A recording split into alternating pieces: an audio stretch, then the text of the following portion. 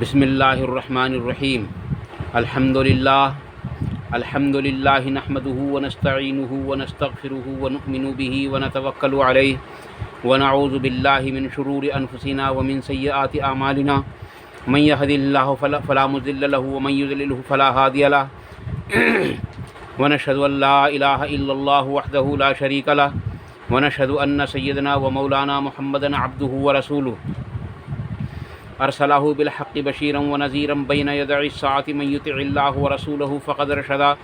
ومن یعصہما فإنہ لا یضر الا نفسہ ولا یضر اللہ شیئا اما بعد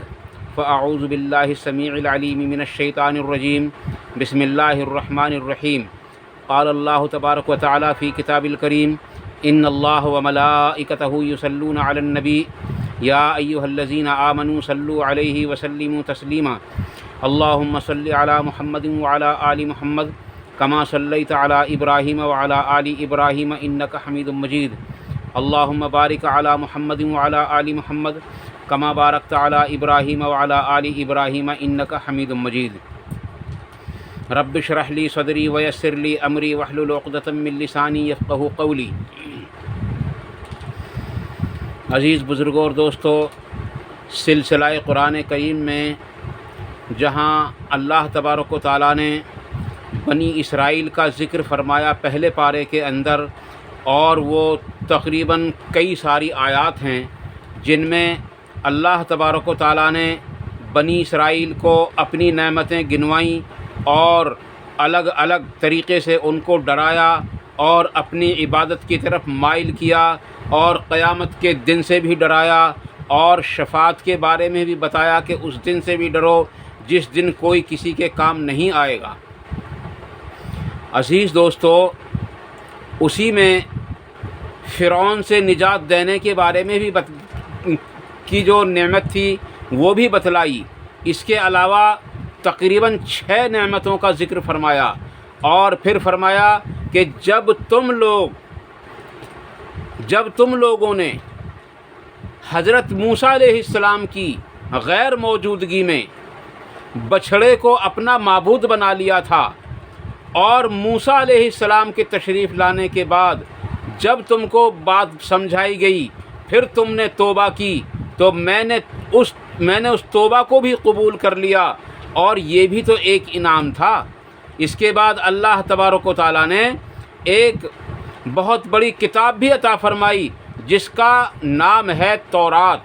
عزیز دوستو، حضرت موسیٰ علیہ السلام، وہ اللہ تبارک تعالیٰ ارشاد فرماتا ہے کہ اے بنی اسرائیل، تمہارے آبا و اجداد نے جب تورات کو دیکھا تو اللہ کے نبی جناب موسیٰ علیہ السلام کے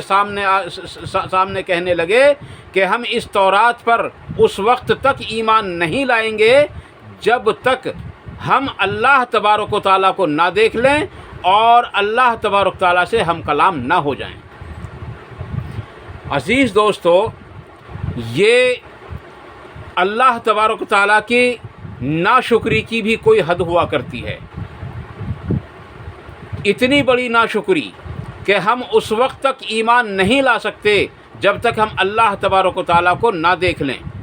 تو اللہ تبارک و تعالیٰ کے حکم سے حضرت موسیٰ علیہ السلام نے تقریباً 70 آدمیوں کو جو معجز سمجھے جاتے تھے اکٹھا کیا، اور کوہ طور پر لے گئے، اور کوہ طور پر لے جانے کے بعد میں اللہ تبارک تعالیٰ کے حکم سے ان سب کو ایک کڑک نے آن لیا۔ اس کے بعد اور وہ تمام کے تمام اس دنیا سے رخصت ہو گئے۔ اس کے بعد اللہ تبارک و تعالیٰ سے حضرت موسیٰ علیہ السلام نے دعا کی، یا اللہ، اگر تجھ کو ایسا ہی کرنا تھا تو اس سے پہلے کر دیتا۔ چنانچہ حضرت موسیٰ علیہ السلام کی دعا قبول ہوئی، اور قبول ہونے کے بعد میں وہ 70 کے 70 آدمی زندہ ہو گئے، اور اللہ تعالیٰ نے فرمایا کہ میں نے تم کو اس لیے زندہ کیا تاکہ تم میرا شکر ادا کر سکو۔ عزیز دوستو، پتہ چلا اللہ تبارک و تعالیٰ جو بھی نعمت ہم کو عطا فرماتا ہے وہ شکر ادا کرنے کے لیے عطا فرماتا ہے، اور جو بھی نعمت ہم سے لیتا ہے وہ ہم سے یہ دیکھنا چاہتا ہے کہ یہ صبر کرنے والا ہے یا نہیں کرنے والا۔ چنانچہ حضرت موسیٰ علیہ السلام یعنی کہ حضرت موسیٰ علیہ السلام کی دعا سے جب وہ زندہ ہو گئے اور صحیح ہو گئے، اس کے بعد میں ان لوگوں کو حکم ہوا، کیونکہ یہ لوگ مصر کے رہنے والے نہیں تھے، مصر میں تو حضرت یوسف علیہ السلام کے دور سے پہنچے تھے، ان کا جو پہلا وطن تھا وہ کوئی دوسرا شہر تھا جہاں حضرت یعقوب علیہ السلام کنعان میں رہتے تھے، وہ ان کا شہر تھا۔ تو ان کو حکم ہوا کہ تم وہاں جا کر اپنے ملک کو آزاد کراؤ۔ وہاں ایک اعمال کا نامی قوم وہاں جو ہے آباد ہو گئی تھی، اور ان لوگوں سے جہاد کرنے کا اللہ تبارک تعالیٰ نے حکم دیا ان لوگوں کو۔ لیکن جب وہ جنگ اعمال کا کے لیے وہاں پہنچے اور ان لوگوں کے قد و قامت کو دیکھا، ان کی طاقت کو دیکھا، تو انہوں نے جہاد کرنے سے انکار کر دیا اور یوں کہہ دیا کہ ہم ان سے نہیں لڑ سکتے۔ تو اللہ تبارک و تعالیٰ نے ان کے لیے کیا کیا کہ انہیں صحرا میں یوں ہی بھٹکنے دیا، اور تقریباً 40 سال تک وہ یوں ہی بھٹکتے رہے۔ اب جس صحرا کے اندر آدمی، ایک قبیلہ، ایک خاندان، ایک پورا کا پورا 12 آدمیوں کے خاندان بھٹک رہے ہوں، تو ان کے لیے کھانے کا انتظام بھی کیا جاتا اور پینے کا انتظام بھی کیا جاتا، چھت کا انتظام بھی کیا جاتا، رات میں روشنی کا انتظام بھی کیا جاتا، دن میں دھوپ سے بچنے کا انتظام بھی کیا جاتا۔ یہ تمام تر انتظامات اللہ تبارک تعالیٰ نے ان کے لیے اپنے پردہ غیب سے ان کے لیے عطا فرمائے تھے۔ اسی لیے اللہ تبارک تعالیٰ نے قرآن کریم کے اندر ارشاد فرمایا وَظَلَّلْنَا عَلَيْكُمُ الْغَمَامَ وَأَنزَلْنَا عَلَيْكُمُ الْمَنَّ وَالسَّلْوَىٰ كُلُوا مِن طَيِّبَاتِ مَا رَزَقْنَاكُمْ۔ عزیز بزرگوں اور دوستو، اس آیت کے اندر اللہ تبارک تعالیٰ نے ارشاد فرمایا کہ پھر ہم نے ان کے لیے آسمان پر دھوپ سے بچنے کے لیے ایک ابر ان کے اوپر لا دیا، تاکہ وہ جو ہے ان کے لیے سایہ کرتا رہے۔ اور پھر فرمایا کھانے کے لیے من و سلوہ ان کے لیے عطا فرمایا۔ من ایک میٹھی چیز نازل ہوتی تھی جو رات کو اوس کی طرح درختوں پر جم جایا کرتی تھی، اور صبح کو وہ یعنی کہ بنی اسرائیل اس کو لے کر کھایا کرتے تھے۔ اور اسی کے ساتھ ایک سلوہ یعنی کہ بٹیر کی شکل کا پرندہ، یا وہ بٹیر ہی تھی، اللہ تبارک تعالیٰ نے ان کے پاس بھیج دیے تاکہ وہ ان کو کھائیں، اور پھر فرمایا کلو وشربو، یعنی کھاؤ اور پیو اللہ کا دیا ہوا پاک رزق۔ لیکن اللہ تبارک تعالیٰ نے اس پر ذخیرہ کرنے سے ان لوگوں کو منع فرمایا تھا کہ اس کو ذخیرہ نہ کریں، لیکن منع کرنے کے باوجود بھی ان لوگوں نے ذخیرہ کرنا شروع کر دیا۔ اور جب ذخیرہ ان لوگوں نے کرنا شروع کیا تو عزیز دوستو، گوشت سڑنے لگا اور چیزیں خراب بھی ہونے لگیں۔ اس لیے نبی اکرم صلی اللہ علیہ وسلم کی ایک حدیث سے ثابت ہوتا ہے کہ اگر بنی اسرائیل اس وقت اس گوشت کو جمع نہ کرتے، اگر بنی اسرائیل اس وقت اس گوشت کو اکٹھا نہ کرتے، تو گوشت کبھی بدبودار نہ ہوتا، یعنی گوشت کبھی خراب نہ ہوتا۔ اس سے عزیز دوستو ہم سب کو پتہ چلا کہ ہم اللہ تبارک و تعالیٰ کی نعمتوں کو اسی طریقے سے استعمال کریں جس طریقے سے اللہ تبارک تعالیٰ نے ان نعمتوں کو استعمال کرنے کا حکم دیا ہے۔ اگر ہم نے دوسرے طریقے سے اس کی نعمتوں کو استعمال کیا تو ہمیشہ کے لیے ہم ناکام اور نامراد رہیں گے۔ عزیز بزرگوں اور دوستو، ہم کو جو حکم دیا گیا ہے وہ ذخیرہ کرنے کے لیے نہیں دیا گیا، بلکہ اس امت مسلمہ کے اندر اگرچہ 1 سال کی روزی آدمی جمع کر سکتا ہے، شاید میں پکا نہیں کہہ سکتا، لیکن اس سے زیادہ روزی کو جمع نہیں کر سکتا۔ اور جمع کرنے والوں کے لیے تو اللہ تبارک تعالیٰ نے خود ہی قرآن کریم کے اندر ارشاد فرمایا بہت بڑی بربادی ہے، بہت بڑے خسارے میں ہے، بہت بڑے نقصان میں ہے وہ لوگ۔ کون سے؟ جو چغلی کرتے ہیں اور جو تانا مارتے ہیں اور جو مال کو جمع کرتے ہیں۔ عزیز دوستو، یہاں 3 گناہوں کی بڑی مذمت آئی ہے: مال کو جمع کرنا، چغلی کرنا، اور کسی کو طعنہ مارنا۔ چغلی کرنے سے اللہ تبارک تعالیٰ نے ارشاد فرمایا قرآن کریم کے اندر کہ چغلی کرنے والا بالکل ایسا ہی ہے جیسا کہ اس نے اپنے بھائی کا گوشت کھایا ہو۔ طعنہ دینا، عزیز بزرگوں اور دوستو، طعنہ دینے کی ہمیں کوئی گنجائش ہی نہیں ہے۔ ایک بات واضح رہے کہ اگر کوئی آدمی کسی آدمی پر احسان کرتا ہے تو وہ طعنہ دے سکتا ہے، اور وہ دیتا ہے کیونکہ اس نے ریاکاری کی ہے۔ اور اگر کسی آدمی نے کسی آدمی پر احسان نہیں کیا بلکہ اس نے جو کچھ کیا وہ اللہ ہی کے لیے کیا ہے تو وہ کبھی طعنہ نہیں دیتا۔ اس لیے اس سے پتہ یہ چل گیا کہ جو لوگ دکھاوے کے لیے کوئی بھی نیکی کرتے ہیں، کسی پر احسان کرتے ہیں دکھاوے کے لیے، اس پر احسان جتانے کے لیے، تو گویا اس نے وہ کام کیا اس آدمی کے لیے اور اللہ کے سوا کسی اور کے لیے۔ کوئی چاہے وہ جانی عبادت ہو، چاہے وہ مالی عبادت ہو، چاہے وہ قولی عبادت ہو، وہ اگر دکھاوے کے لیے کی ہے تو شرک کیا ہے، اور شرک ایسا گناہ ہے کہ اللہ تبارک تعالیٰ نے صاف اعلان فرمایا ہے کہ میں اس کو معاف کرنے والا نہیں ہوں۔ تو طعنہ دینے کا تو مطلب ہی نہیں ہے عزیز دوستو۔ اس لیے ہم اگر کسی کو 10 روپے دیں، کسی کو 2 روپے دیں، کسی کو 50 روپے دیں، کسی کو 100 روپے دیں، تو اس کو نہ دیں بلکہ اس کے ہاتھ میں دے کر یوں کہیں کہ یا اللہ یہ جو میں نے دیا ہے یہ میں نے تیری رضا کے لیے لے دیا ہے۔ اور جب ہم اللہ کی رضا کے لیے وہ سب چیز دیں گے تو عزیز دوستو طعنہ مارنے کا مطلب ہی نہیں ہوتا۔ ایک دوسری بات اس میں یہ بھی ہے کہ جب ہم کسی کو دیں تو اس میں یہ بھی نیت کریں یا اللہ جو ہم کسی پر احسان کر رہے ہیں اس سے پہلے تو نے ہم پر احسان کیا ہے کہ یہ چیز ہم کو عطا فرمائی، تبھی تو ہم دوسرے کو یہ چیز دے رہے ہیں۔ اگر تو ہمیں یہ چیز نہ دیتا تو یقیناً ہم بھی نہ دے پاتے۔ عزیز دوستو، میں کسی پر کوئی احسان نہیں کر سکتا کیونکہ میں خود اللہ کے احسان کا انتظار میں ہوں۔ جب مجھ کو اللہ تبارک تعالیٰ 100 روپے دے گا تبھی تو میں کسی کو 10 روپے دے سکتا ہوں۔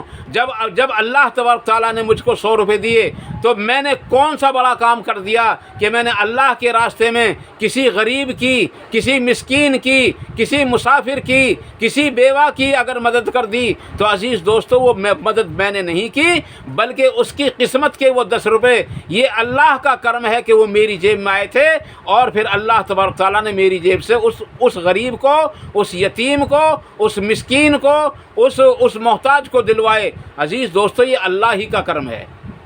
اس سے پتہ چلا کہ ہم اگر کسی پر احسان کرنا چاہیں تو ہم از خود احسان نہیں کر سکتے بلکہ ہم کسی پر احسان اسی وقت کر سکتے ہیں جب اس سے پہلے اللہ تبارک تعالیٰ ہمارے اوپر احسان کر دے۔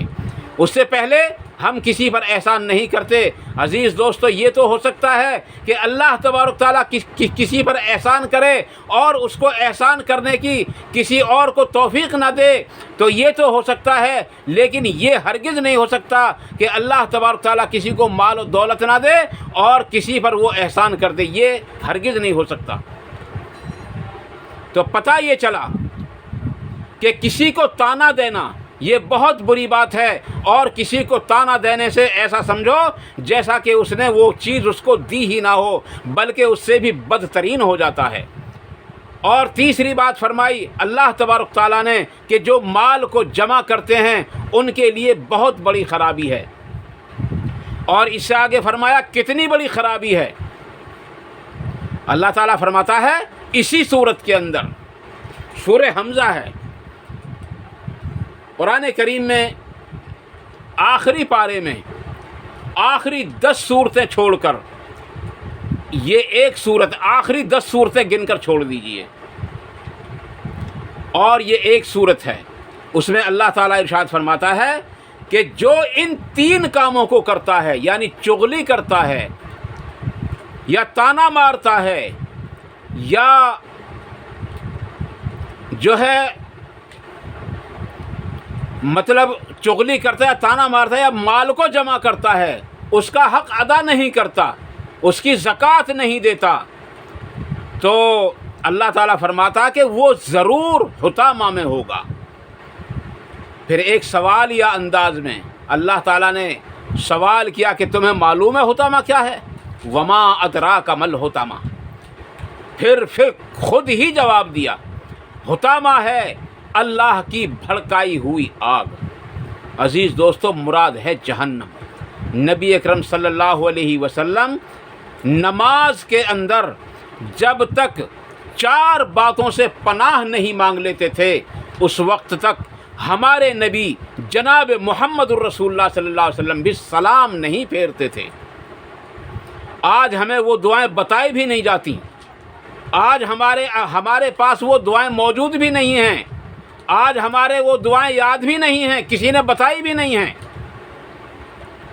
حضرت عائشہ صدیقہ رضی اللہ تعالیٰ عنہ فرماتی ہیں، اور کئی صحابہ سے منقول ہے کہ آپ صلی اللہ علیہ وسلم جب تک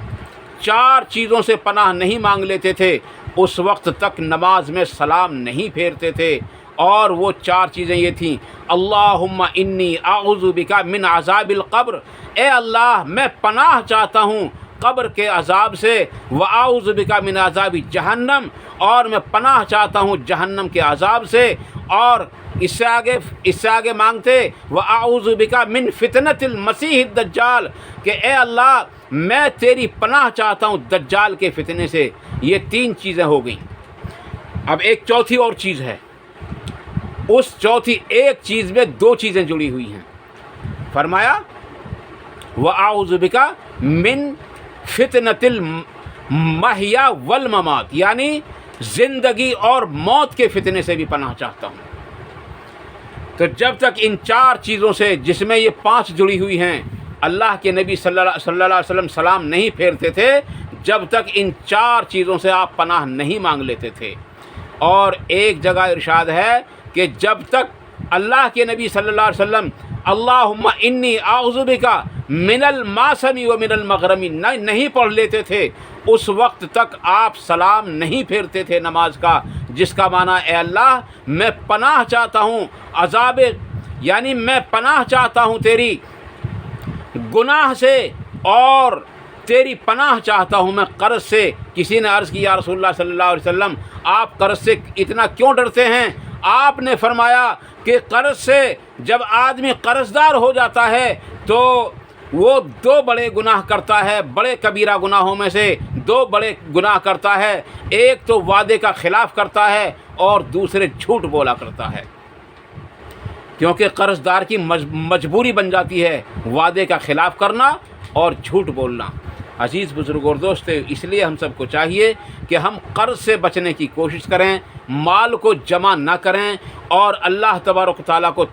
پر جو ہے پورا توکل رکھیں. اور بنی اسرائیل کی طرح سے جیسا کہ انہوں نے ناشکری کی، نافرمانی کی، مال کو جمع کیا اور انہوں نے ناشکری کی اور نافرمانی کی، اللہ تبارک تعالیٰ کی بچھڑے کو اپنا معبود بنا لیا. تو ان چیزوں سے ہم بچنے کی کوشش کرتے رہیں. اللہ تعالیٰ مجھے اور آپ کو ان مختصر سی باتوں پر عمل کرنے کی توفیق عطا فرمائے، اور جو جذبات میں میری زبان سے غلط بات نکل گئی ہو اس کو معاف فرمائے، اور جو بات حق نکلی ہوں اللہ تبارک تعالیٰ ہمارے دلوں میں ان کو راسخ فرمائے، ان پر عمل کرنا بھی آسان فرمائے، ان پر عمل کرنے کی توفیق بھی عطا فرمائے، اور ان پر عمل کرنے کے موقع بھی ہم سب کو عطا فرمائے. وآخر دعوانا ان الحمد للہ رب العالمین، والسلام علیکم ورحمۃ اللہ تبارک و تعالیٰ وبرکاتہ.